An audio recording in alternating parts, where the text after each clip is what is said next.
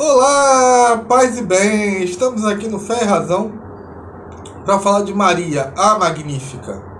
Eu não sei se você sabe, mas 1º de janeiro a igreja consagra Nossa Senhora.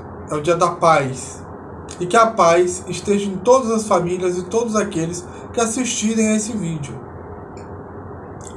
E eu quero comentar uma profecia que eu acho a mais importante para nós cristãos do Novo Testamento. Eu sei que vai ter gente falando, olha, você esqueceu do Apocalipse. Não, cara, a profecia do Apocalipse é só o seguinte, é a profecia final, é o final do livro. Jesus vai voltar. Pronto. Mas a profecia de Maria, eu acho ela mais importante, porque ela é o meio do livro. Porque o que adianta Jesus voltar e você não estar dentro daqueles que são os escolhidos por Deus para serem salvos? O que adianta?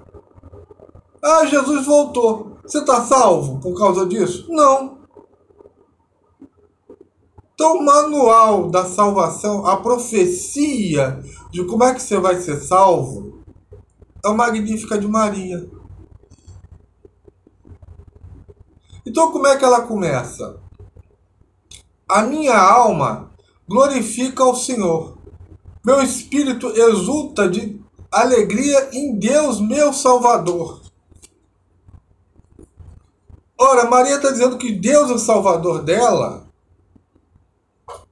correto? Antes da cruz, que é o que o anjo fala lá atrás. Salve que charitomene.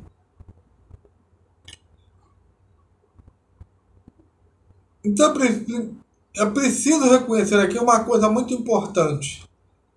O teu pecado, não importa o tamanho dele, não é maior do que Deus. Por isso é que ele é Deus, seu Salvador. Maria aqui, ela é chamada de charitomene, é aquela que nunca mentiu na vida dela. É aquela que nunca pecou na vida dela. E é salva do pecado original. Isso Judas vai falar na carta dele lá na Bíblia. Que Deus tem o poder de nos tornar santos e imaculados. Duvidar disso é achar que o seu pecado é maior do que Deus. Então é santificar o seu pecado às máximas alturas acima de Deus. E invalidar o próprio sacrifício de Cristo na cruz. Então aqui a Maria dizendo, olha só, Deus me salvou, gente. E nós pela fé, que é a certeza das coisas que não se vêem, a gente tem que acreditar nisso. Ou então a gente não tem fé nenhuma, a gente tem uma crendice. Então a primeira coisa que a gente tem que acreditar, que Deus é nosso Salvador. Se nós não acreditarmos nisso, quando Jesus descer lá no Apocalipse, não vai ter efeito nenhum. Porque você vai estar negando a salvação. Olha, Jesus desceu, eu não acredito na salvação. Inferno. Não tem jeito. Depois, o que ela fala? Porque olhou para a sua pobre serva, e as gerações a proclamarão de bem-aventurada. É o que João vai proclamar lá no Apocalipse. As gerações. Tem a geração daqueles que seguem Jesus e as gerações que são secretários do capeta. Porque quando o capeta não vem, ele manda seus secretários. E eles negam que Deus é o Salvador deles. Eles negam a divindade de Cristo. Porque a nossa salvação depende da divindade de Cristo. Ou Maria é mãe de Deus, ou a salvação que você acredita não vale de porcaria nenhuma. Porque é uma coisa intrinsecamente ligada. Porque nós somos salvos pelo sangue de Cristo. Pelo sangue de Deus. E tem gente que fala, então você quer dizer que foi Deus que morreu na cruz? Sim. Deus que morreu na cruz para dizer que a morte não tem a palavra final, que morrer não é deixar de existir. Ou se crê nisso, ou quando Cristo voltar lá no Apocalipse, não vai te valer de nada. Tu vai para o inferno. Correto? Né? E o que acontece? Né? E ela continua, que as gerações a proclamarão de bem-aventurada. Se a sua religião não proclama Maria como uma bem-aventurada, ela é falsa. Como Lutero, que falou que Maria é agraciada.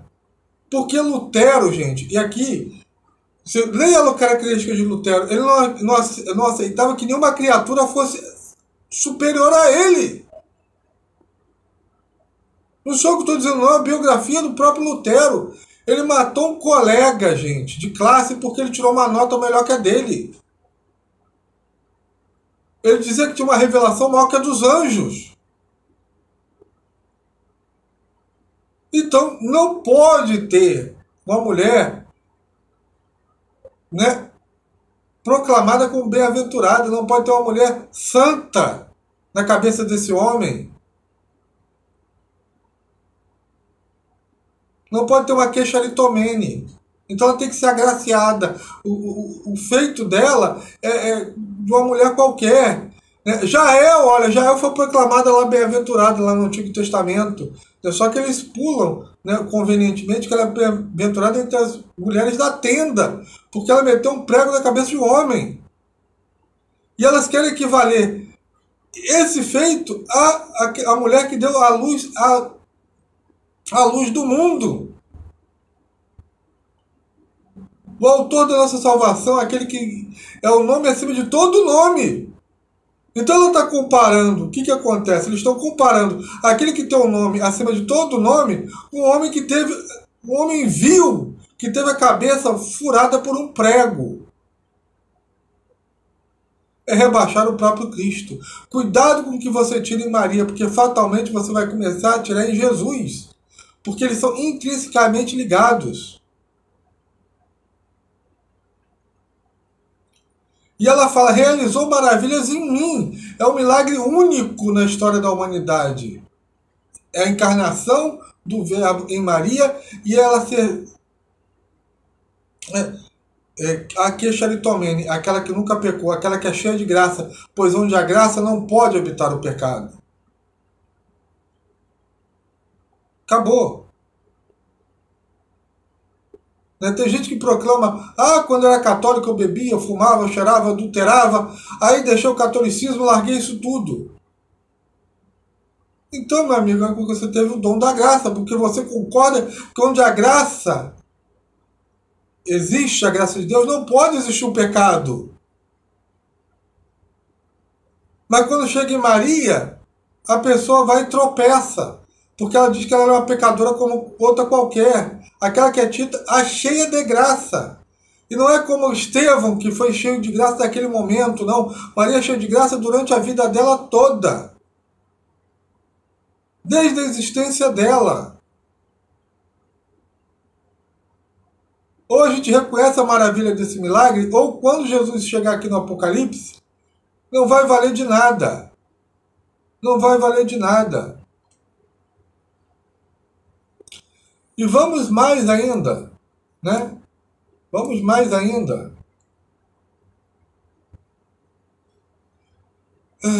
Sua misericórdia se estende de geração em geração sobre os que o temem. Que geração é essa que é misericordiosa? Que geração é essa que teme o Senhor? É aquela que proclama Maria como bem-aventurada.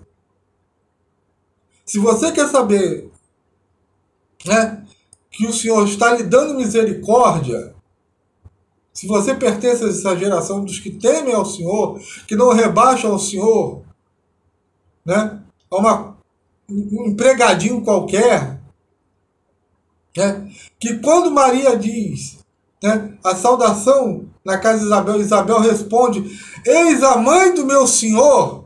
E se você não reconhece esse Senhor aí como Deus, desculpa, mas quando Jesus chegar no Apocalipse, não vai te valer de nada, porque você não acreditou nessa profecia. Outro ponto, manifestou o poder do seu braço e desconcertou os corações soberbos. derrubou do trono os poderosos e exaltou os humildes. Isso aqui é importantíssimo, meu irmão. Teve um tempo atrás, um candidato aí a governador, que o pessoal dizia que ele era muito conservador. E qual era o plano dele para os humildes, para os pobres? Jogar os humildes e os pobres lá onde Judas perdeu as meias. Não é nem onde ele perdeu as botas. Ele primeiro perdeu as botas, depois perdeu as meias. E eu disse, olha, eu não voto nesse cara. Porque se você não dá preferência aos pobres, como a igreja é, que é a missão da igreja, dar preferência aos pobres, aos humildes, então para mim não presta. Eu sei que a igreja é para todos. Cristo veio para todos. Mas dentro da igreja, da hierarquia da igreja, os pobres estão na frente. E os poderosos, aqueles que estão no trono? Deus os despede de mãos vazias. Né? Então, gente, esse é o detalhe técnico. E isso aqui também é importante na nossa fé por causa do seguinte. Se, você não coloca o dom da humildade na sua vida cristã, você começa a inventar falsos deuses.